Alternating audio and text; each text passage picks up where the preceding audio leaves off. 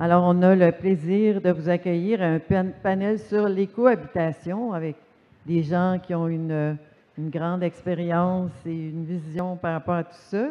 J'ai eu le plaisir de les entendre à quelques reprises lors de d'autres éditions d'Écosphère, que ce soit à Magog, à Québec, à Montréal ou à Gatineau. Donc, d'abord, Benoît Lavigueur, qui est expert en bâtiment écologique, conférencier, alors de nombreuses conférences présentées un peu partout et consultant pour les éco-bâtisseurs. Je vais vous laisser chacun vous présenter peut-être plus en détail si vous voulez en dire un petit peu plus parce que vos bios sont très fournis. Alors, Benoît Lavigueur, Madame Leduc, qui est fondatrice de Maryse Leduc Architecte, qui est aussi, je dirais, oui, c'est le mot que je cherchais, une pionnière dans le domaine de l'écohabitation, qui est une partenaire d'Écosphère depuis pratiquement les débuts, je dirais, donc qui a reçu plusieurs prix prestigieux par rapport à son implication en écohabitation, présente des conférences de façon très fréquente. Elle a construit, je ne me souviens jamais du chiffre là, à chaque fois. Pas loin de 2000. Bon, alors, pas loin de 2000 habitations ou bâtiments avec une approche vraiment écologique très exhaustive sur toutes sortes de points de vue. Alors, Madame Leduc, bienvenue.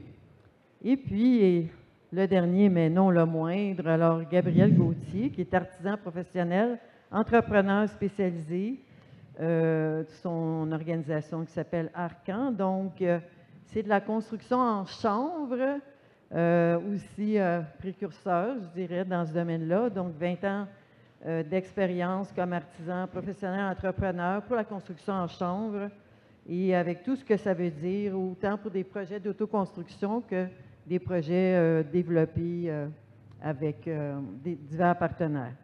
Et pour animer le panel, alors, monsieur, non, c'est parce que je cherchais ce que j'allais dire. J'ai dit non, pas le moindre non plus. Alors, Éric Ferland, qui est directeur général de Écosphère, qui est en arrière de tout ce que vous voyez ici, et ce qui se passe dans les autres villes là-dessus. Alors, Éric, voilà, à toi la parole pour initier ce magnifique panel, et puis on vous écoute avec grand plaisir. Donc, merci beaucoup, France. On m'entend? Oui, c'est bon. Alors, bienvenue à vous tous. Merci beaucoup de vous être déplacés pour la fin de semaine à Magog, pour les gens de l'extérieur. Donc, ça devrait être dans notre 16e ou 17e, là, j'ai oublié de compter, édition dans les cantons de l'Est. Donc, et je pense notre 6e ou 7e à Magog. Donc, on est bien heureux d'être de retour ici. Puis, qu'est-ce qui a toujours fait notre force aussi? Ça a beaucoup été la construction écologique à nos événements. Donc, je suis très heureux d'animer ce panel-là. J'espère que je vais faire un bon travail. Des fois, je commence à être un petit peu fatigué, un petit peu vieux, on ne sait jamais. Donc, on pourrait commencer peut-être, comme on avait discuté cette semaine. Pour vous, c'est quoi une maison écologique? C'est quoi le rêve ou la maison du futur pour vous, mais en écologie? Peut-être qu'on peut commencer avec... on va laisser Maryse. Avec Maryse, oui. Vous m'entendez bien? Oui. Bon. Bien, une maison écologique, c'est avant tout un mode de vie, on peut dire. Ça part du mode de vie et c'est l'incarnation d'un mode de vie et de nos valeurs. Alors, on ne fait pas de maison écologique si on n'a pas déjà un mode de vie écologique, dans le sens une pratique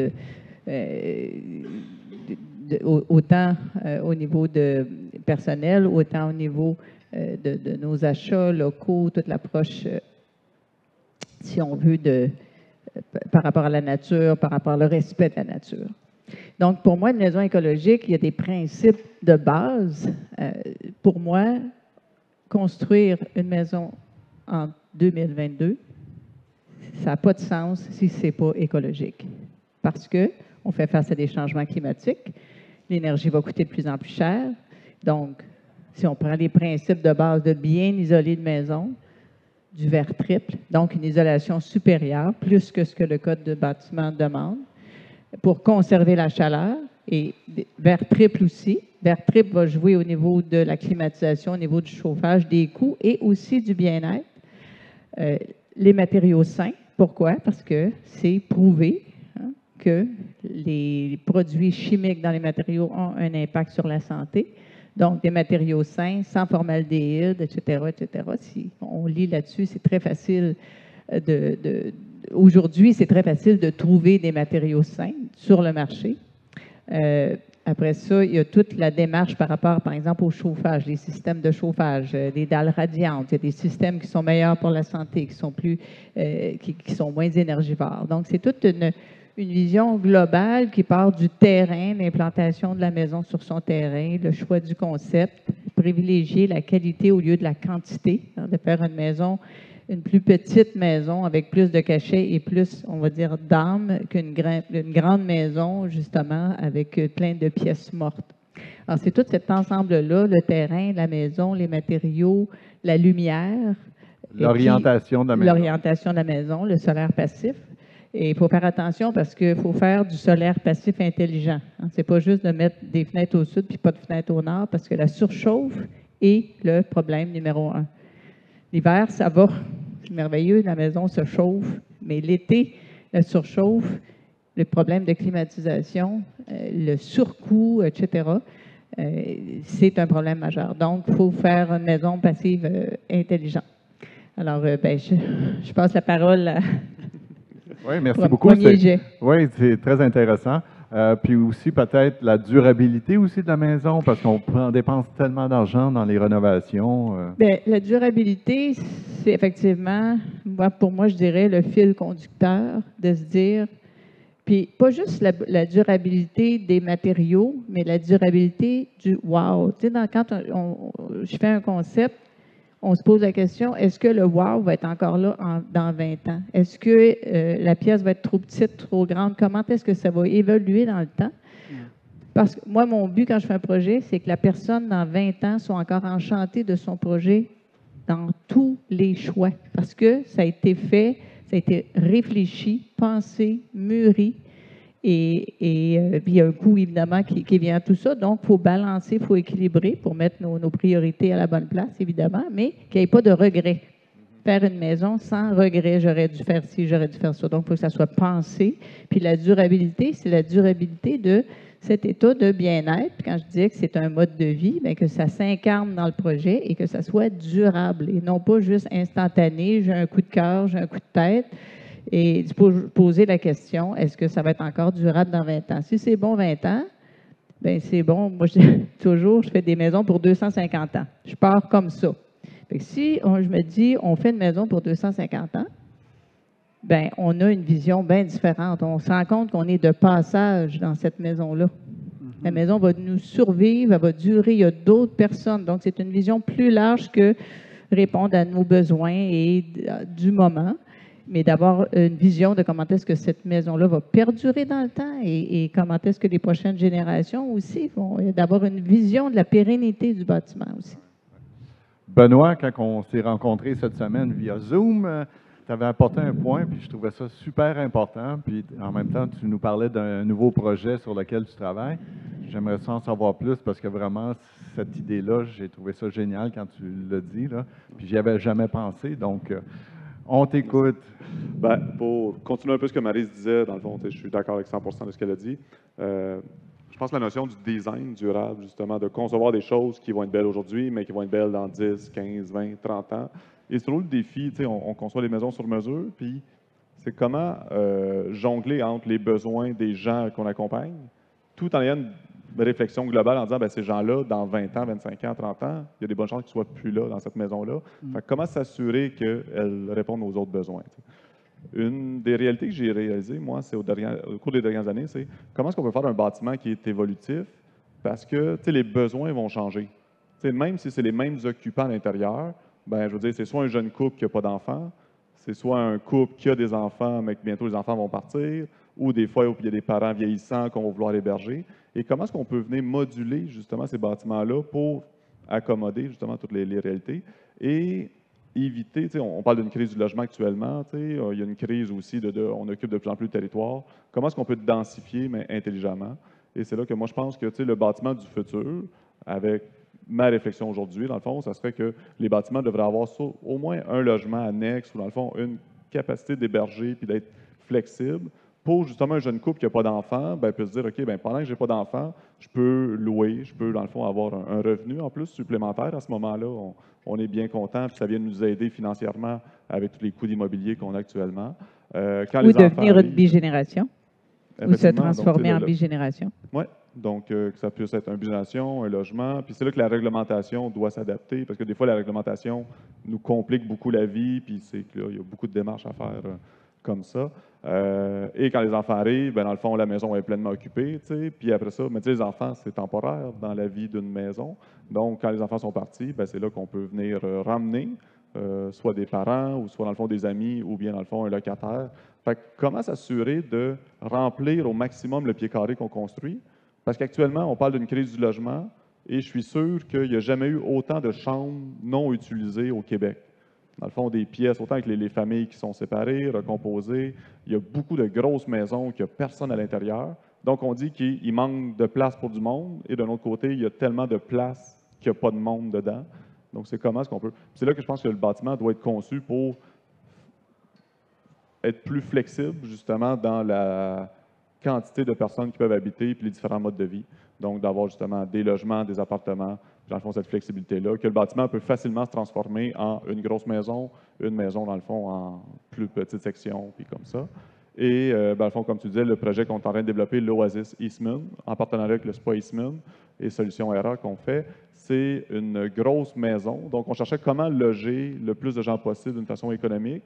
Et il y a une grande partie de la clientèle qui est soit des personnes seules ou des personnes en couple qui veulent une habitation, mais qui n'ont pas besoin de tout ça, ou ils n'ont pas besoin de souvent. Puis ce qu'on réalisait en étudiant, mettons, à la journée, c'est qu'il y a beaucoup de pièces qui ne servent vraiment pas beaucoup d'heures dans une année. Mais on veut avoir une salle à manger pour recevoir 12 personnes, mais combien de fois dans l'année on reçoit 12 personnes et tout. Et le concept qu'on a développé, finalement, c'est une grosse maison que chaque personne qui est faite pour accueillir 6 couples, donc chaque couple a comme sa mini-maison à l'intérieur, donc comme s'il y avait une suite, dans le fond, une cuisinette, dans le fond, leur chambre, leur salle de bain privée et tout, leur bureau, mais ils se partagent aussi 2000 pieds carrés d'espace commun. Fait que ça permet de dire, j'ai juste ma section à moi, mais en plus, quand j'ai besoin de recevoir ma famille, j'ai le goût d'être en gang, dans le fond, je peux vivre avec tout ce monde-là, mais quand j'ai le goût d'avoir la paix, je peux avoir la paix chez nous, donc aussi. Là, fait que, puis, dans le fond, le but n'est pas, je pense pas que toutes les maisons devraient être comme ça, mais c'est de venir offrir une nouvelle sorte d'habitation qui, je pense qu'il y a des besoins qui ne sont pas comblés actuellement, là, puis autant qu'on le voit qu'il y a des grands besoins, il y a des problématiques de solitude, comme ça, pour des personnes qui ont le goût de vivre à la campagne, tranquille, mais de ne pas être tout seul non plus. Fait que c'est comment venir équilibrer tout ça. Donc, si vous voulez essayer cette expérience-là d'ici quelques mois, je pense. Oui, on ouvrirait le premier des 4 bâtiments donc à Noël cette année. Là. Fait que, donc, réservé parce que ça va partir vite, je suis sûr.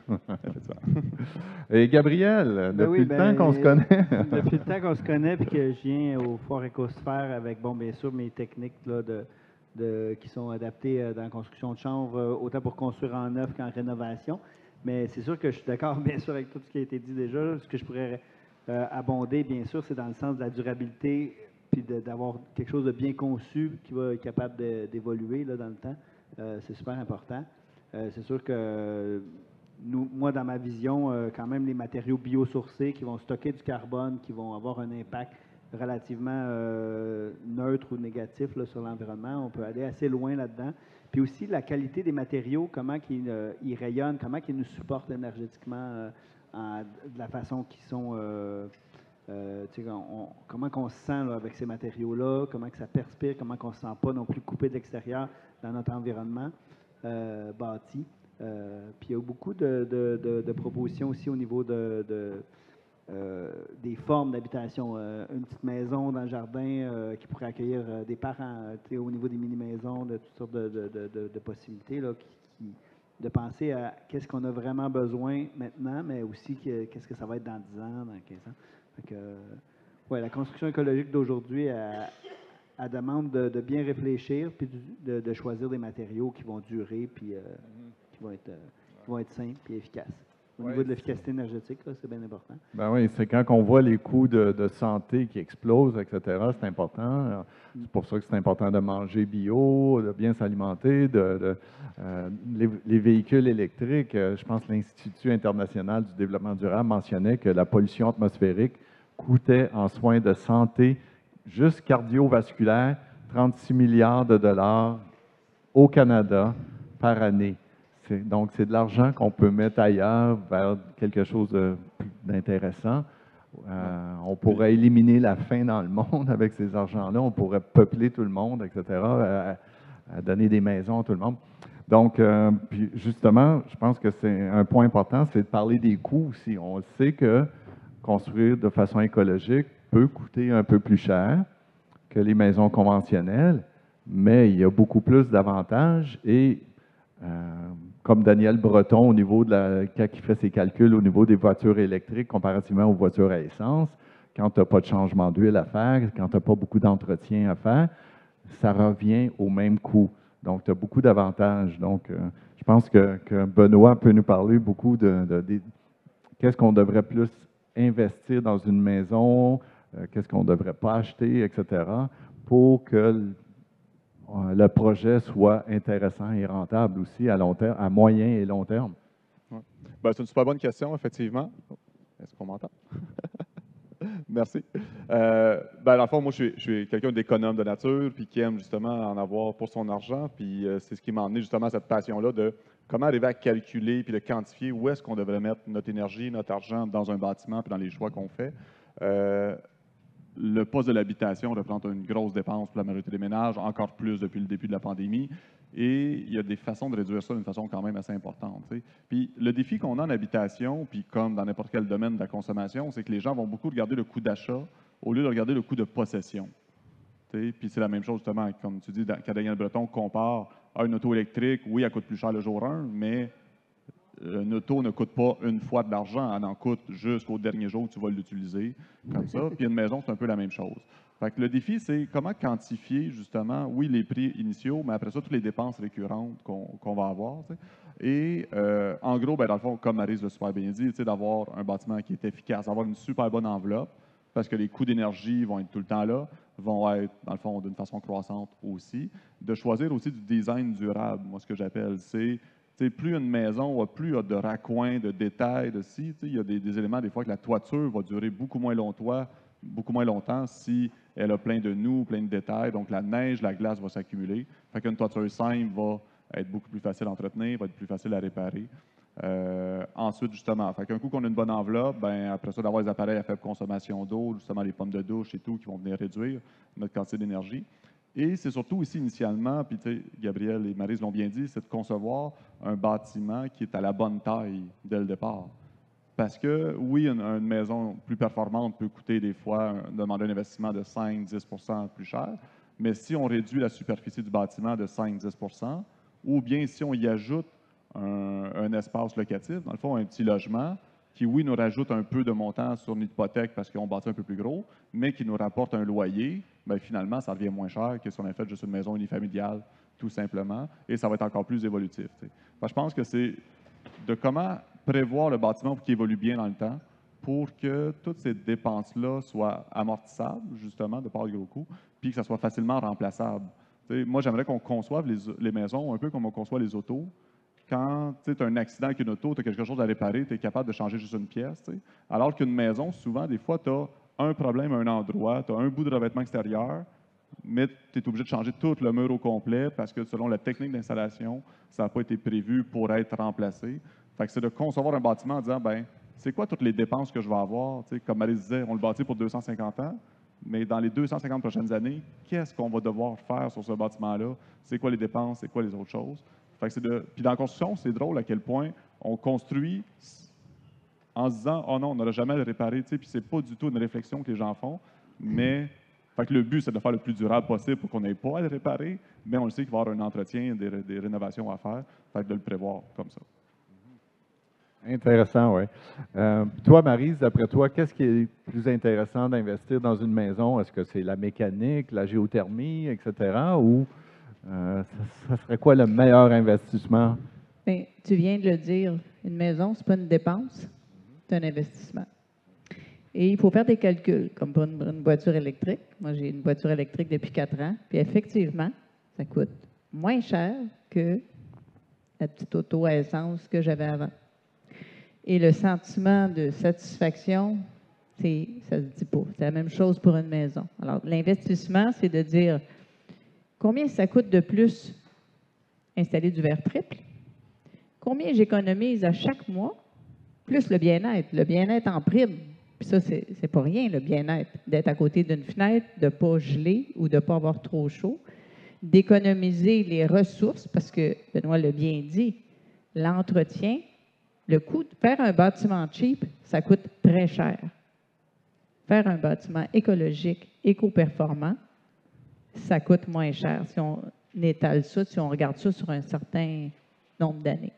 Alors, c'est comme si on emprunte de l'argent à la maison, puis la maison nous le rembourse. OK? Fait que de dire sur une hypothèque, je prends un peu plus pour payer le verre triple, payer une dalle chauffante, payer une isolation supérieure, et ça va coûter moins cher d'entretien, puis à un moment donné, il va y avoir le point d'équilibre et ça va coûter moins cher. Et comme les ressources vont coûter de plus en plus cher, l'électricité, ici on est totalement subventionné dans l'électricité, hein, comparativement à l'Europe, mais ça va augmenter pour toutes sortes de raisons. Et là, ça va donc revenir moins cher. Alors, il faut avoir cette vision-là. C'est une question de vision et de ne pas juste dire combien ça coûte. Alors, il faut penser aussi à l'obsolescence programmée. Okay? Acheter une laveuse et une sécheuse cheap qu'il faut remplacer dans 5 ans, dans 7 ans, bien, ça coûte pas mal plus cher que d'acheter quelque chose qui est durable et qu'on peut remplacer effectivement des pièces.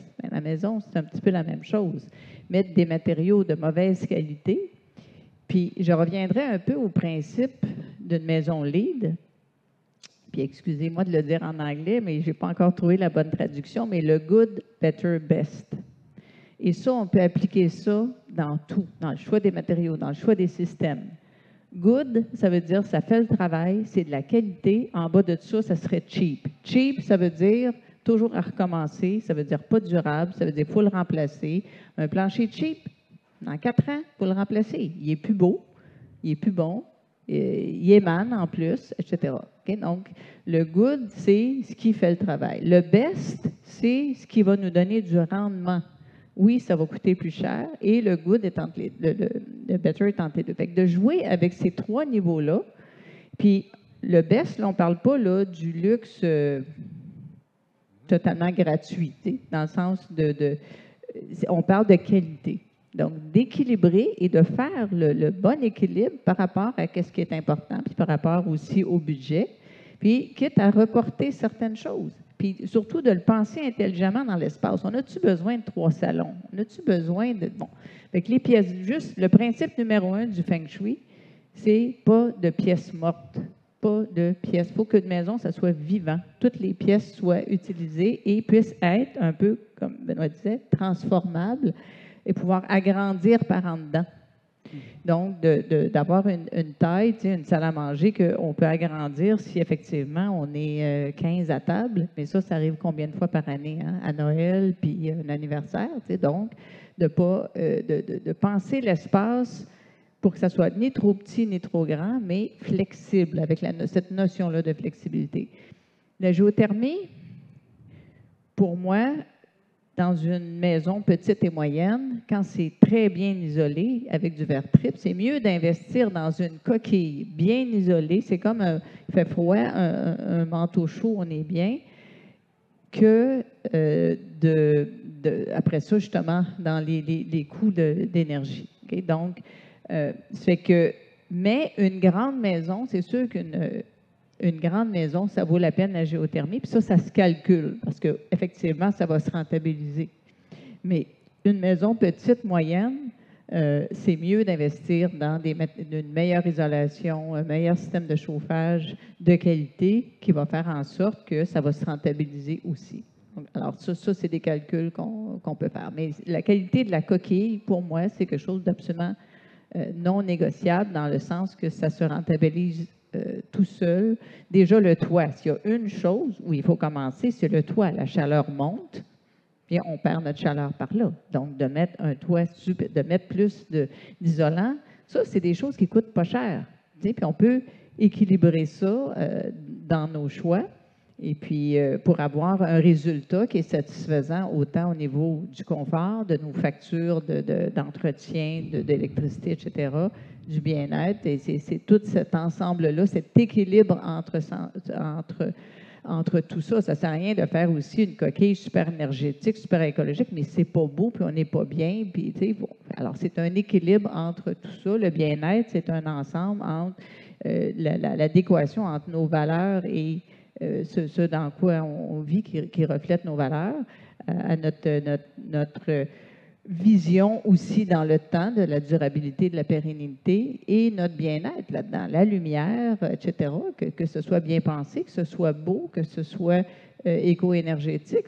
C'est ça qui fait qu'on a un sentiment d'avoir fait la bonne chose et que c'est un bon investissement physique et psychologique aussi dans un projet. Gabriel, je me souviens toujours, ça fait longtemps que tu es dans le chanvre. Est-ce que c'est un matériau qui donne une plus grande flexibilité? Qu'est-ce qui t'a attiré vers le chanvre aussi? Est-ce que c'est les formes que tu peux donner au chanvre? Puis j'aimerais que tu discutes un peu plus parce que quand j'avais fait plusieurs recherches là-dessus il y a plusieurs années, Christian Ouellet, je ne sais pas si vous vous souvenez de lui, Oui. il était très impliqué au niveau de l'architecture. Puis la première chose qu'il m'a dit, bien premièrement, si tu fais une maison en ballot de paille, tu as le point de rosée, qu'est-ce qui arrive? Ça varie tout le temps d'une saison à l'autre. C'est quoi l'impact là-dessus? Puis ça fait des murs larges. Mais j'ai dit des murs larges, c'est beau, tu sais, c'est intéressant, ça fait une belle construction. J'aimerais que tu me parles de la flexibilité du chanvre. Puis toi aussi, c'est du béton chanvre, ta technique? Notre spécialité, c'est beaucoup avec le béton de chanvre. On travaille beaucoup avec les matériaux biosourcés. On vise l'efficacité énergétique assez haut niveau dans le toit puis les espaces plus hauts de la maison. Mais le béton de chanvre, en fait, c'est ce que j'aime bien par rapport à... On a de la lumière aussi qui rentre bien dans les maisons. On a des arrondis autour des fenêtres. On a un confort. Puis aussi, ce qui m'a attiré, c'est la durabilité des finitions. On ne retouche pas. C'est beau, intemporel. Et ça dure sur 30 ans, on ne retouche pas à ça. Et puis aussi, c'est des matériaux qui sont complètement sains là, à l'intérieur de la maison avec des peintures naturelles ou des enduits à la chaux qui nous amènent un confort global là, qui est très satisfaisant au niveau autant durabilité que beauté. Et bien sûr, bon, il faut que ça soit bien pensé là, à la base, là, mais tout ça amène. Mais moi, pour l'accessibilité à la construction, je suis dans le créneau aussi d'accompagner les gens à mettre la main à la pâte en tâches partagées en autoconstruction. Puis, comme récemment, pour un agriculteur, on a fait sa maison, on a commencé le 10 janvier dans nos ateliers en préfabriqué. Il a mis assez la main à la pâte pour pour faire une enveloppe 24-32 sur 3 étages pour 150 000 $ avec les taxes. Là. Fait que, puis une charpente en frame pour le 2e étage. Là. Fait que, pour le plancher. Donc, on arrive à rendre ça accessible en regardant toutes les ressources possibles que les gens peuvent amener en termes physiques, puis en les accompagnant dans l'autoconstruction. Dans le design, je pense qu'il y a un investissement à faire, c'est penser sur le long. Qu'est-ce que ça va être la maison les 5 premières années, mais aussi dans 10 ans, dans 20 ans, puis les accompagner là-dedans aussi pour qu'ils puissent être autonomes dans le plus possible là, à réduire les coûts de la main-d'œuvre dans les projets. C'est intéressant. On a parlé tout à l'heure qu'une maison écologique peut coûter 5 à 10 %. C'est sûr que quand on calcule que les taux d'intérêt sont à 2 % pas en ce moment, mais ils ont été il n'y a pas tellement longtemps, ça revient quand même à des montants minimes de plus par mois à payer pour une maison, sachant aussi qu'elle va durer beaucoup plus longtemps et qu'elle va coûter moins cher en entretien.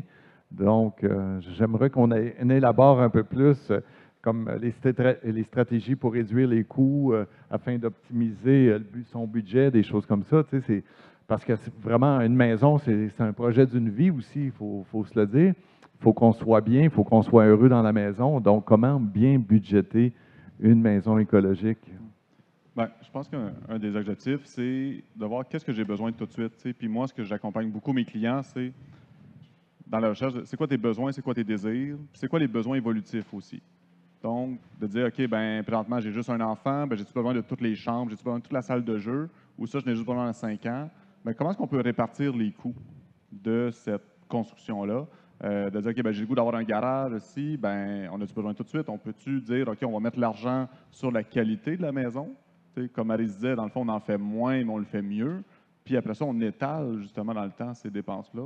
Au lieu de, ce qu'on voit beaucoup, c'est les gens, on a accès à des bonnes hypothèques. Bon, c'est sûr que les taux d'intérêt viennent resserrer ça un petit peu, mais ça va faire du bien, ça va faire réfléchir les gens. Fait que avant ça, on ne laissait pas le temps de réfléchir. On disait, voici, tu peux te payer tout ce que tu veux. Puis après ça, les gens réalisaient, disaient, ah, j'ai peut-être bâti un peu trop grand. Puis, ah, ça, je n'ai pas si besoin que ça. Mais le jour que tu as mis 50 000 dans une pièce, puis tu t'en sers pas, ben tu peux pas dire, hey, finalement, je vais revendre mon salon, je vais revendre ma salle de jeu que je ne me sers pas. Donc, l'idée d'aller évolutif, j'aime toujours partir d'un cœur, puis de dire, OK, ben qu'est-ce qui compte mes besoins actuellement, puis après ça, de voir, on l'a conçu, on l'a réfléchi pour ajouter un garage, une serre, un solarium après, mais de voir, est-ce que j'en ai vraiment besoin? Puis moi, ce que j'aime, c'est que je fais des suivis, 5 ans, 10 ans plus tard, avec mes clients, puis de voir des fois en disant, OK, on avait des projets évolutifs, les gens sont comme, hey, une chance, Benoît, tu m'as recommandé de ne pas le faire tout de suite, finalement, j'en ai pas besoin. Fait que c'est pas juste de comment mieux le faire et économiser, c'est s'il y a une pièce qu'on ne bâtit pas, ça c'est une vraie économie puis c'est vraiment écologique parce qu'on a sauvé de l'argent, mais on a sauvé tous les matériaux, l'entretien puis le chauffage de cette pièce-là. Fait que c'est de trop se poser des questions, puis une grosse approche psychologique là-dedans, c'est qu'est-ce que j'ai absolument besoin?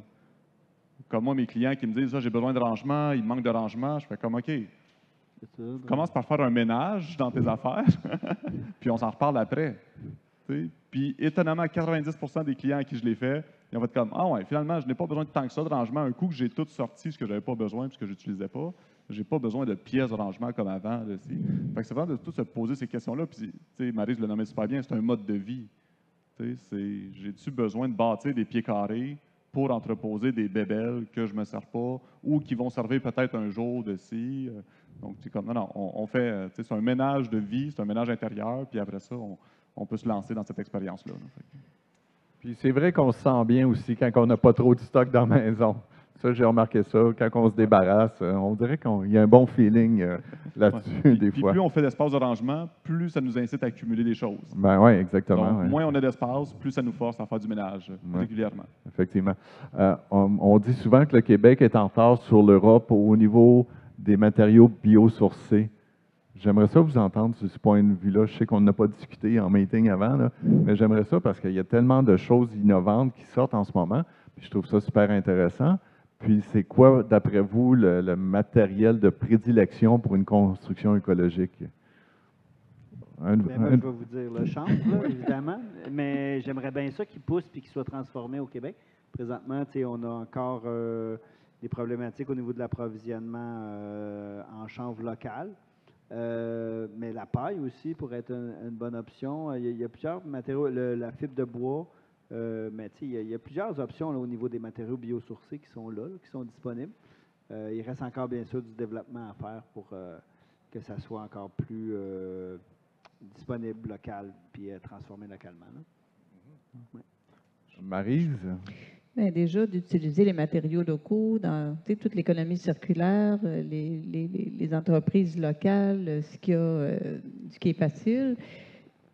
Déjà, d'isoler en cellulose, c'est la matière recyclée.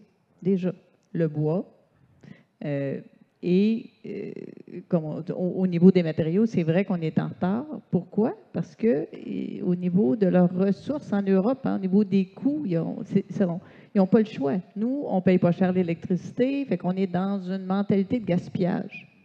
Fait que si on revient encore au mode de vie, de réfléchir sur l'obsolescence programmée, sur le gaspillage, sur tout ce qui est inutile et qu'on traîne ça autour de nous, on chauffe ça, tout ce qui est effectivement inutile, de se ramener à l'essentiel, c'est quoi vraiment les besoins, comme Benoît disait, et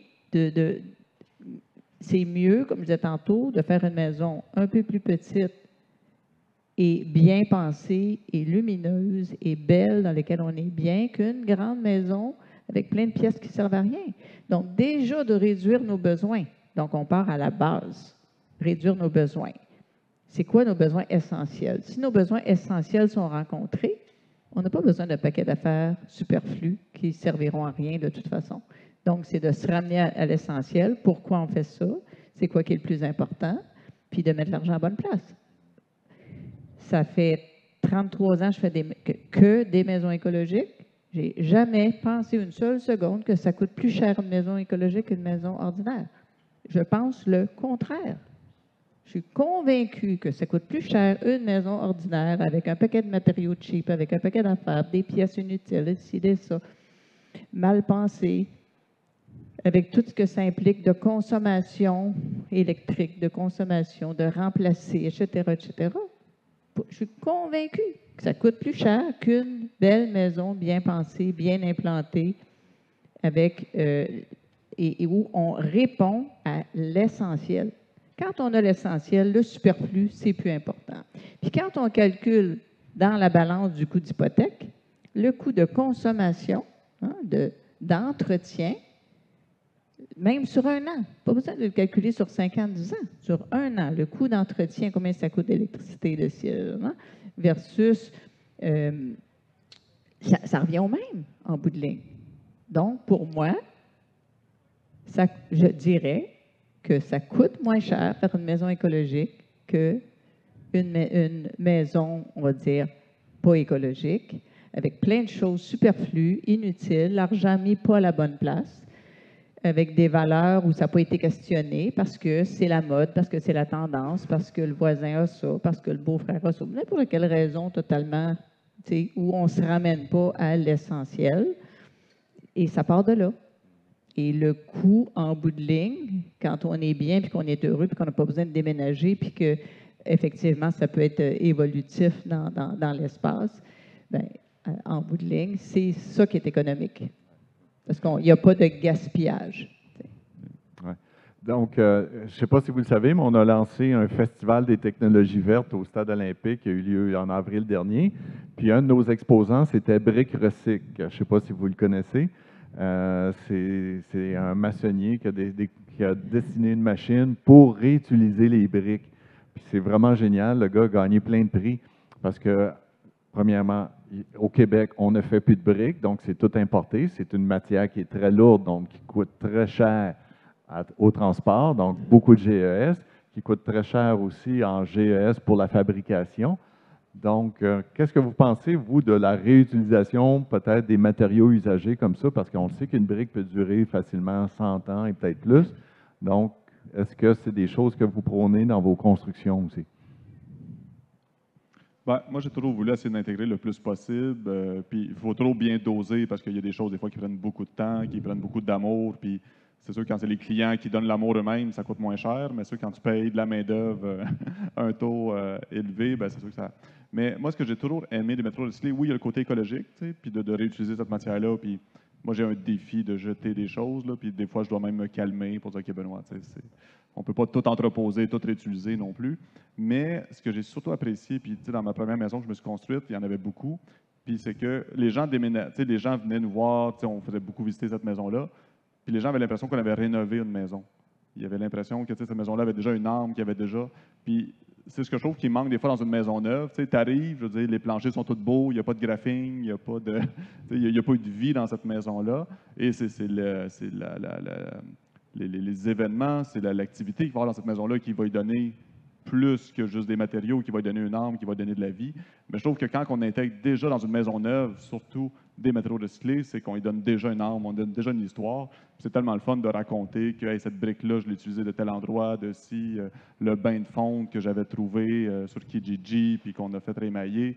Puis c'est là que c'est le fun d'avoir des matériaux de qualité, parce qu'on le voit que les matériaux de qualité, ils ont de la valeur, puis tu as le goût de les réutiliser. Puis même quand tu les défais d'un endroit, comme une vieille poutre de bois, ben tu ne penses pas à l'acheter. Tu dis, ben non, il y a quelque chose d'autre à faire. Puis c'est là que la notion de matériaux nobles, de matériaux durables, c'est que même à la première fin de vie de leur utilisation, on va pouvoir les réutiliser après. Mais ouais, non, je pense que c'est ça, on doit encourager. Je pense que la réglementation devrait aussi s'adapter. Puis je pense que c'est là, quand tu parlais de retard comparativement à l'Europe, je pense qu'au niveau réglementation, au niveau incitatif, plus politique, puis à un niveau plus provincial, qu'il y ait des choses qui se mettent en place. Parce que des fois, c'est difficile de le faire juste pour notre projet, juste pour notre petite entreprise, mais s'il y a un système qui a été mis en place, autant le biosourcé, puis ici, que c'est le genre de choses que dès qu'il y a un certain volume, ben là, dans le fond, il y a l'économie d'échelle, puis c'est beaucoup plus intéressant. Je me souviendrai toujours aussi que j'ai appris il y a plusieurs années qu'en Allemagne, quand ils construisent une maison, ils ouvrent les fenêtres pendant 30 jours de temps pour que toutes les émanations des cols, etc., se dissipent. Puis ce n'est pas une pratique qu'on fait ici au Québec. Qu'est-ce que vous pensez de ça? Est-ce que c'est nécessaire? Est-ce que ça devrait être nécessaire? Ou est-ce qu'il y a des alternatives aussi à ces adhésifs-là qu'on trouve beaucoup dans les maisons, dans les constructions? Ouais, je dirais qu'à la base, l'idéal, c'est de ne pas trop en rentrer. Mais c'est sûr que oui, de ventiler la maison, au départ, nous, en tout cas, on a beaucoup d'humidité. On travaille en chantier humide, des réactions chimiques, de la chaux qu'il faut qu'il carbonate, puis tout. Donc, oui, on gère de l'aération puis de la ventilation sur les projets, mais c'est sûr qu'à la base, il y a des alternatives pour, au niveau des cabinets de cuisine, des armoires, de rentrer des armoires qui ont été qui ont très peu d'adhésif. Formaldéhyde. De formaldéhyde dedans. Au niveau des planchers aussi, utiliser un petit peu moins de colle, toutes ces affaires-là. Un beau plancher de vinyle. Ça, c'est rare dans nos constructions. Oui, c'est sûr. Mais il y a tellement maintenant d'alternatives. Oui. Il y en a beaucoup. Que faut juste taper, il faut juste chercher, il faut juste trouver. Puis, il faut comprendre que tous les matériaux qui sont toxiques, okay, des armoires de cuisine avec des panneaux, avec du formaldéhyde, ça prend 8 à 10 ans. Quand même que tu ouvres tes fenêtres pendant 30 jours, là, ça ne partira pas tout. Ça prend 8 à 10 ans. Et on met notre nourriture là-dedans et notre nourriture absorbe le formaldéhyde. Okay? Donc, il faut déjà, à la base, partir avec des matériaux sains et étonnamment, les matériaux sains sont plus durables que les matériaux qui émanent plus. Et ça devient de plus en plus courant. La question du recycle. Donc, déjà, à la base, tout ce qui est à base de plastique, ça émane. Et il y en a des alternatives. Après ça, toute la récupération, c'est une question de mentalité. On est dans la culture, on est encore dans une culture du jetable. Hein? C'est hallucinant quand on y pense. Puis quand on n'est pas dans ce mode de vie-là, de voir ça, que c'est dans la culture. Donc, de changer notre mentalité, puis c'est la même chose dans la construction.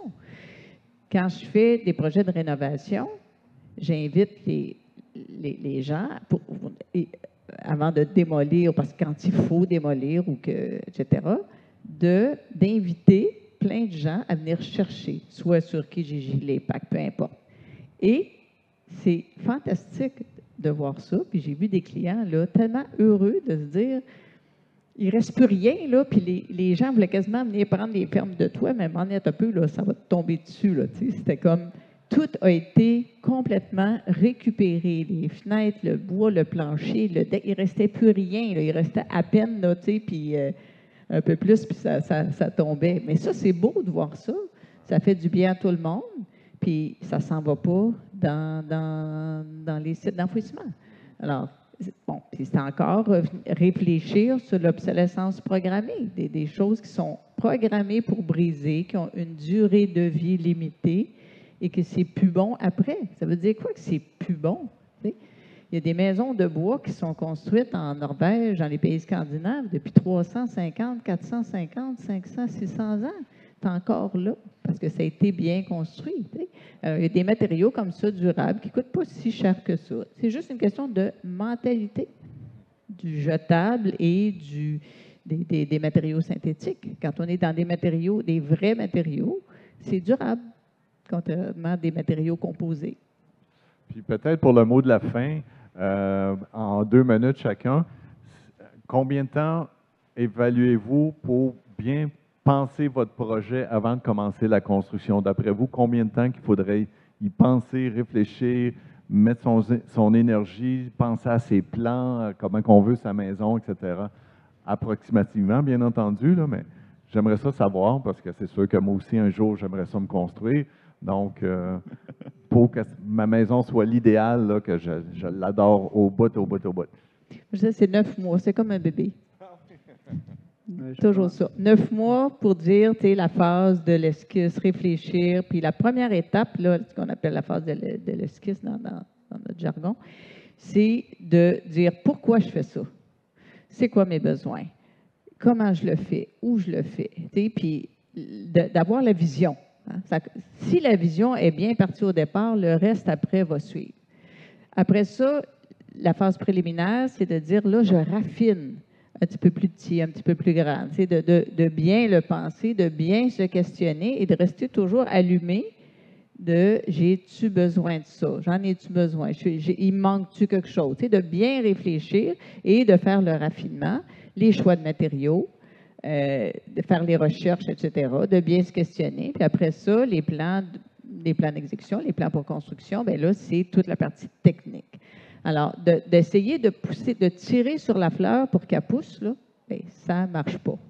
Fait qu'il faut qu'il y ait une incubation. Le bébé, c'est pareil, tu sais, il faut toutes les phases doivent c'est organique. Donc, moi, je trouve qu'un 9 mois, c'est à peu près ce que ça prend, mais c'est aussi un projet de vie, tu sais, dans le sens que il y a des gens que ça peut aller plus vite, il y a des gens que ça peut, tu sais, il faut prendre le temps de bien le réfléchir, mais c'est surtout de se poser les bonnes questions parce qu'on peut tourner en rond longtemps, puis d'aller chercher de l'aide. Un psychologue ne peut pas se traiter lui-même. Okay? Il a besoin d'aide. Hein? Fait que ça prend de l'aide, faut demander de l'aide, ça prend des consultants, ça prend des gens autour pour aider à poser les bonnes questions, à focusser sur l'essentiel et à faire un projet qui va être que on arrive à un point où on dit, est-ce qu'on est capable de faire mieux que ça? On essaye d'en enlever, on essaye d'en rajouter, puis on se dit, c'est ça, puis on est à l'aise avec le coût, il y a le wow, puis le wow est non négociable. S'il n'y a pas un wow dans le projet, ça ne tiendra pas la route. Puis il y a le terrain aussi qu'il faut choisir, qu'il faut marcher pour penser où est-ce qu'on va, la place idéale pour mettre sa maison. Donc, c'est beaucoup de travail. Merci. Oui. Benoît? Ben, au niveau du terrain, moi, je conseille souvent aux gens d'essayer de voir au moins les 4 saisons. De voir, OK, pendant l'hiver, ça ressemble à quoi? Au printemps, la fonte des neiges, où est-ce qu'il y a de l'eau? Puis là, quand on parle de bâtiment durable, on ne veut pas se battre contre la nature. La nature va toujours gagner. On a beau essayer de la contrôler, mais tôt ou tard, elle va prendre le dessus. De voir à l'été, de voir l'automne, dans le fond, de voir si. Effectivement, je suis d'accord que un 6 à 12 mois, là, donc pour concevoir, réfléchir, de se laisser le temps de bien faire les choses. Parce que, tu sais, un projet de maison, je ne l'ai jamais calculé exactement, là, mais je pense qu'il y a à peu près 1000 décisions à prendre. Donc, moi, les gens qui me disent... Il y en a 434. Hein? Il y a 434 choix à faire. Après ça, les autres décisions autour. Mais des choix, il y en a 434. Fait que, imaginez de faire ça en un mois, c'est intense. Puis c'est le fun des fois de dormir sur des décisions. OK, il y a l'option A, B, C. Puis un autre conseil que je donne souvent aux gens, c'est surtout quand vous faites des gros changements. Mettons, OK, on vient de vendre notre maison à Montréal, on s'en va vivre en Estrie. Puis là, OK, quand je vais vivre en Estrie, je vais vouloir ça. J'imagine ma vie là-bas. Puis moi, je conseille souvent à mes clients, c'est comme, louez-vous une maison pendant un an. Essayez pas d'imaginer votre vie, ce qu'elle va être rendue là-bas. Essayez de le vivre avant de le faire. Comme j'accompagne des gens qui veulent vivre en co-living, qui veulent être deux couples qui vivent dans un jumelé, qui veulent partager une maison, plusieurs personnes, c'est de dire, avant d'investir tout cet argent-là, tout ce temps-là, essayez de le vivre. Testez-le. Puis c'est drôle parce que j'ai tellement de clients que moi, après, c'est comme, hey, avoir su ça, j'aurais fait ça différemment. Ou, tu sais, pour les couples qui n'ont pas d'enfants puis qui dessinent une maison en fonction des enfants, louez-vous des enfants pour une semaine, là, puis essayez de le tester. OK, finalement, je pensais qu'avec des enfants, ça prenait ça, puis non, c'est plus ça que ça prend. Fait que essayez d'imaginer votre vie, autant du bigénération, de dire, oui, avec mes parents, on va aimer ça, faire ça. C'est comme, testez-le le plus possible, parce que le jour qu'on a construit, on ne peut plus modifier les choses. T'sais. Si on a fait trop petit, c'est pas agréable. Si on a fait trop grand, c'est pas agréable non plus. Fait que c'est trouver le juste milieu. Fait que c'est de l'expérimenter avant de passer à l'action. Ça évite les erreurs coûteuses. Oui, il vaut mieux bien placer, bien penser au projet pour éviter des coûts sur le chantier. Puis oui, 6 à 12 mois, c'est quand même confortable pour pouvoir dormir plusieurs fois sur les décisions, y réfléchir, challenger les idées, faire des bons choix. Oui, c'est important. Moi aussi, ça m'arrive souvent en business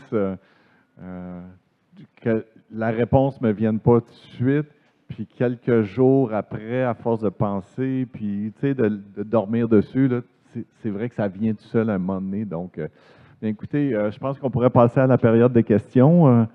Si... Bon, ben. OK. Est-ce qu'il y a des questions du public? Oui, vas-y.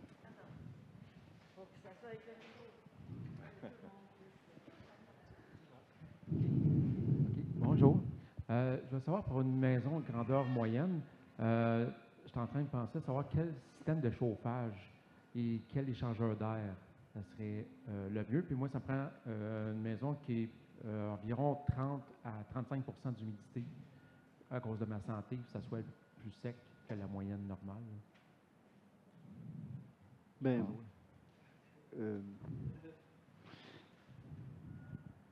il y a plusieurs systèmes de chauffage là, qui sont intéressants, là, mais pour dans nos maisons en chambre, souvent, c'est quand même assez sec, là, autour de 30-35 facile, des fois quasiment plus.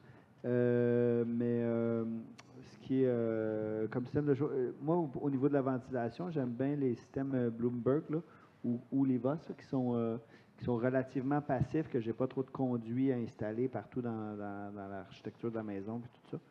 Donc, puis pensez aussi ventilation naturelle quand même. Là.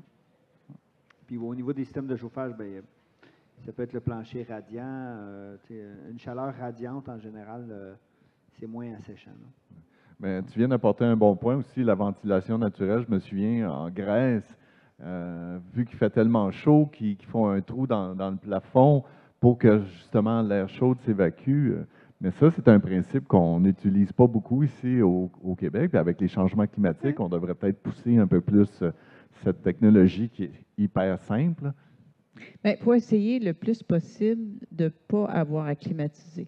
Okay? Puis on climatise quand... Mais on ne peut plus aujourd'hui faire une maison sans climatisation avec les changements climatiques puis des 40 degrés. Tu sais, avant, on disait la maison, ça va de moins 30 à 30. Là, c'est de moins 40 à plus 40. OK? Fait que ça en prend. Mais il y a plein de systèmes, justement, avec du solaire passif intelligent, des petits toits pour bloquer le soleil très chaud d'été. Il faut faire attention. Le pire soleil, c'est le soleil des équinoxes là, qui nous arrive là, en plein dans les yeux, qui surchauffe. Donc, de jouer avec des stars, de fermer les stars, d'avoir un effet de cheminée. On sait, c'est sûr qu'on ne fera pas de trou dans le plafond, là. Essayez pas ça, mais d'avoir des fenêtres en haut, de penser comment est-ce que l'air circule dans la maison et que oui, il y a un effet de convection qui monte vers le haut, puis juste d'avoir des fenêtres à travers un escalier, tout ça qu'on peut ouvrir, c'est incroyable. Puis il n'y a rien de mieux que ça. C'est toujours mieux de l'air naturel que de l'air en canne. Okay? C'est mieux de manger des légumes bio frais, locaux du jardin que des légumes en canne. Okay? Fait que ça, c'est facile à comprendre. Fait que de l'air à travers un échangeur d'air, c'est de l'air en canne. Sauf que l'hiver, bien, on respire de l'air en canne, mais on ouvre les fenêtres pareil. Bon, il faut jouer avec les deux. Mais il y a toutes sortes de systèmes, justement, pour être le plus naturel possible, puis après ça, la mécanique va venir juste complémenter pour avoir de l'air frais. On sait qu'avec un bon système d'échangeur d'air, il y a une prise dans chacune des chambres. On sait que pour dormir, si on n'a pas assez d'air frais, d'apport d'air frais, on ne dort pas bien. Notre cerveau n'est pas aussi bien oxygéné. Il y a eu des études là-dessus. C'est pour ça que le code a changé pour amener des... Donc, un système radiant, c'est merveilleux à eau chaude. C'est ce qu'il y a de mieux. Ça développe des endorphines. C'est le bien-être est maximal, mais ça ne climatise pas et ça ne change pas l'air. Fait que ça prend un système à air pulsé avec un très bon échangeur d'air, des filtres. Il y a des filtres EPA, il y a des différents niveaux de filtres pour justement bien filtrer l'air. Mais il faut utiliser ça dans les extrêmes chaud, extrême froid, puis essayer de travailler le plus possible avec le soleil, qui est une ressource gratuite. Tout ça. Mais après ça, bien là, dans les systèmes d'échangeurs d'air, il y a plusieurs modèles, il y a plusieurs marques. On ne va pas trop faire de publicité, là, mais il faut juste étudier un peu en fonction, c'est vraiment en fonction de la taille de la maison, puis en fonction aussi, mais donc des bons filtres, un bon système, contrôler l'humidité, dépendant de ce qu'il y a autour, tu sais, des milieux humides. Une maison dans un milieu humide, c'est sûr, va être beaucoup plus humide qu'une maison sur un sommet avec beaucoup de vent et beaucoup d'air. Puis il ne faut pas oublier peut-être l'importance des arbres aussi. Je me souviens d'avoir lu que planter des feuillus côté sud de la maison, comme ça tempère la maison l'été, puis les feuilles tombent, donc c'est génial pour chauffer la maison l'hiver. Puis même et chose, au nord-ouest, tu mets des conifères. Des conifères, oui, c'est ça. Donc. Ça. Puis peut-être juste pour donner une petite réponse aussi rapide, pour moi, le meilleur système de chauffage, c'est celui qu'on n'a pas besoin. Donc, d'avoir un bâtiment performant, efficace, on n'est jamais content de partir d'un système de chauffage. Il n'y a jamais comme, il faut que je mette du bois dans le poêle, il faut que je parte les plaintes électriques, il faut que je parte le plancher radiant. Fait que d'avoir une enveloppe performante qui réduit à peut-être 3-4 mois dans l'année les besoins de chauffage, c'est vraiment ça l'idéal. Parce que c'est là, tant qu'on ne chauffe pas, c'est beaucoup plus facile de contrôler la température et l'humidité. Je dirais aussi juste une dernière petite affaire à considérer, c'est la masse thermique. La masse thermique que tu as dans le bâtiment garde ça beaucoup plus stable là, au niveau des températures et tout ça. Donc, moins besoin de chauffer rapidement. Un changement de phase plus long. Bon, bien, merci beaucoup à mes 3 panélistes. Je vous aime tellement. Merci des belles implications que vous faites.